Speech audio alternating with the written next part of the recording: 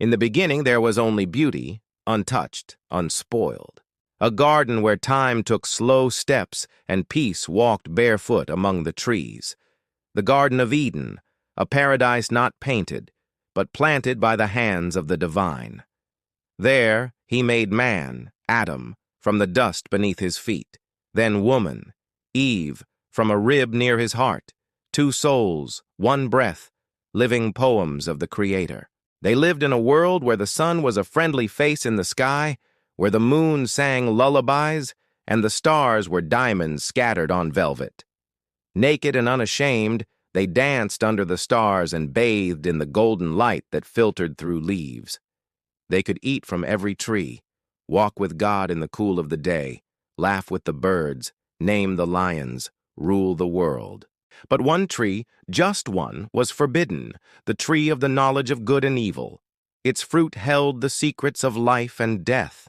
And into that garden slithered a whisper, a serpent, wise, smooth, cunning.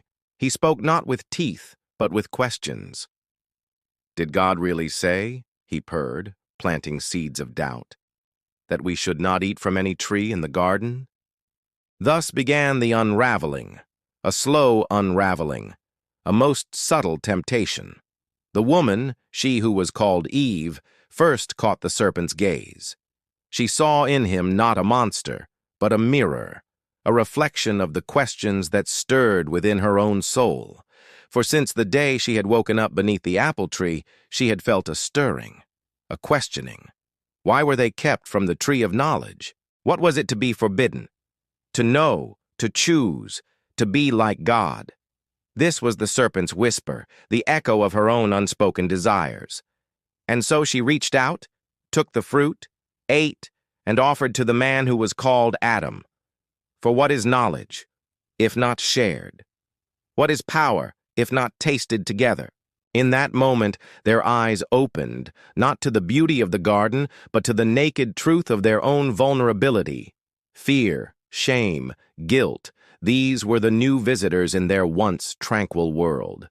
Suddenly, the familiar garden seemed to twist around them, becoming a maze of shadows and thorns. The laughter of birds sounded mocking, the rustle of leaves, a whispered threat. Even the light seemed to hide, leaving them in the cold embrace of fear. Was this the knowledge they had sought? Had they become like God, knowing good and evil?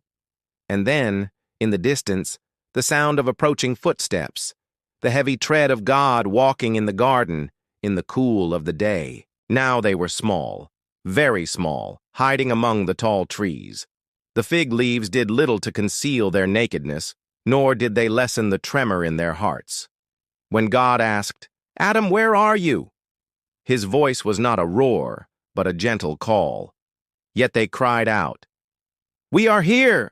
The echo of their voices trembled in the vastness of the garden, their hiding place, no longer a secret, their sin, no longer forgivable. "Have you eaten from the tree?" God asked, his voice echoing the pain in their hearts. The answer died on their lips. Was there a difference between good and evil? Now? Could they tell? Or was everything tainted?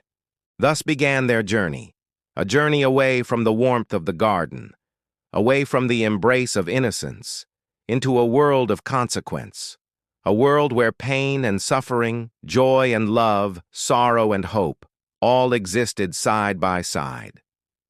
They had chosen knowledge, and now they would have to live with its weight, its burden, and its beauty.